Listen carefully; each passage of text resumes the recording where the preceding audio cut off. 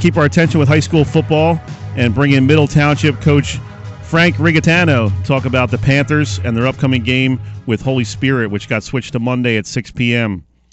Good morning, Frank. How are you? Good morning, guys. How's everybody doing? Hey, we're trying to wake up here. It's one of those weekends where it's 50 degrees and sideways rain, so it wasn't easy to get out of bed this morning. That's for sure. I'm sure it's definitely nasty outside. That's for sure. Did you do any scouting last night? Actually, I did not because I wasn't sure, who was going to be doing what, and we let the kids go last night and gave them the day off because we're going to practice today and tomorrow in preparation for Monday. So you made a wise choice not going out and scouting. Well, I was following some things later in the evening, and I saw some of the pictures. It was not pleasant, I'm sure. So. It was absolutely brutal out there. I was at EHT in Gammy, and it was just almost like a hurricane. What's going on with the Panthers? You got your game moved to Monday at 6 o'clock. How does that affect your schedule? How does that affect the team? Well, regardless of what was going to happen with this week's schedule, I mean, we were in a unique situation. I don't want to say a comfortable situation. I'll say unique because we're off next week. So there you go. We have our bye week next week, and then the following week we travel to Bristol. So whatever was decided was going to be okay with us. I actually, with such a young team, we only have 3 seniors. There's only 4 on the roster. There's only 3 that are contributing right now.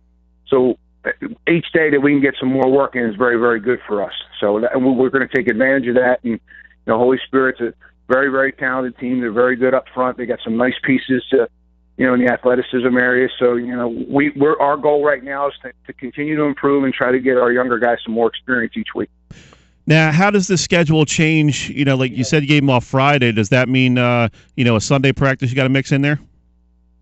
Well, we will this week because of the situation. And we usually, on occasion, depending on what happens on Friday night, we'll play Friday night and we'll bring them in sometimes on Saturday morning to do some running, to do some film stuff, just to get that soreness out and get the muscles flowing a little bit. Now, what we would do normally on a week off is we'd bring them in. There would be a JV game on Monday, and we'd bring the older kids in or the varsity kids in to do film and do some lifting and do some running, and then we'd give them 2 or 3 days off and then bring them back in like Friday, Saturday, or Thursday, Friday, something like that. And then I'll give them the weekend off and then prepare the following week for the game and do all fundamental stuff. The extra week is a good opportunity for us to get back to some fundamental things that we, in preparation for the team you're playing that week. You don't always get to do all those things. So, and then with our situation, we had a couple of boys who have not been eligible up until through the first 3 games who are eligible this week to play.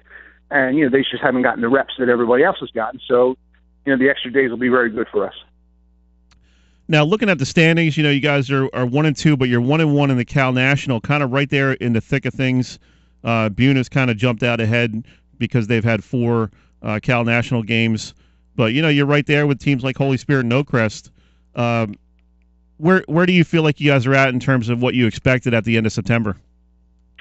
Well, to be honest with you, I thought we'd be able to do some more things. Now, as I explained to you a little while ago, our situation is no different to some other schools, and I understand that. But we had what we thought was going to be a very, very competitive team going into last year with 18 seniors, and we suffered a handful of substantial injuries where we lost kids for the year and sort of put a damper in things. Now, coming into this year, we only have, for example, our quarterback only has, coming into the game, only had played 1 varsity game with any experience. We have 1 running back who's been starting for us since he's a freshman. But basically, we're a very, very inexperienced team up front. So when you look at the people we're going to play, it's great because it's a gauge that you can see where you are at that point. Now, we still think that, we're going to be very, very competitive each week and week in and week out. And one of the situations that we try to gauge is where are we going into the teams that we're going to play? Because there's no question, contrary to opinion, in both divisions, I think the Cape Atlantic League has some exceptional football teams, and you got to be ready to play. And when you're dealing with young kids, if you make a mistake here or a mistake there, it could grossly affect the outcome of the game. So you got to try to put them in situations where they're somewhat limited, but yet you're trying to get them to improve and get some confidence. So that's where we are right now. We want to be in a situation where we're going to compete, have an opportunity to win if we can, and in preparation with the younger kids, try to keep building each week on what we're trying to do, and for the next not only the rest of this year but next year as well. We're talking with Frank Riggitano, head coach of the Middle Township High School football team. The Panthers are off to a 1-2 start. They got a big game against Holy Spirit on Monday.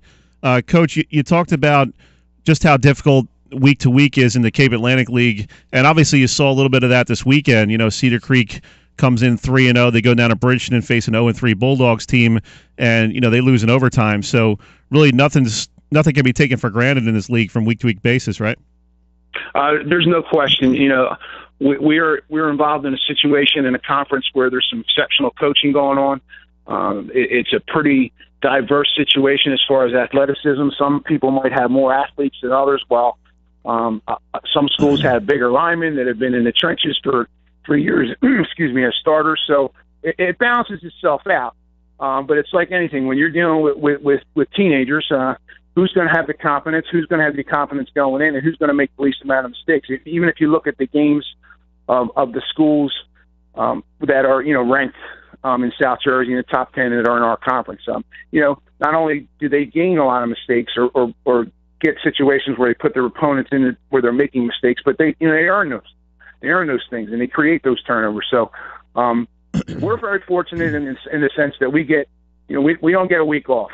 When you're playing the schools that we're going to have to play, you got to be ready to go each week. And the kids recognize that. This is one of the best groups I've ever had in terms of that. Now, they just got to develop some confidence, keep working on the things in the weight room, and keep pushing forward so that we can be in a situation like Buna and Cedar Creek down the road. Now, you talked about, obviously, the high school mentality, the psyche of these kids that are 16, 17 years old. Is there any of that Holy Spirit mystique with these guys, or do they not even care about it because they're 16 and 17? They don't even know, the history of Holy Spirit and what they've done the last 4 or 5 years. I don't know. They know the history because we communicate it to them. That's not an opportunity that we don't take advantage of, trying to make sure that they understand that, listen, we're playing a school that has an opportunity to go to the playoffs year in and year out, and they've been very, very successful.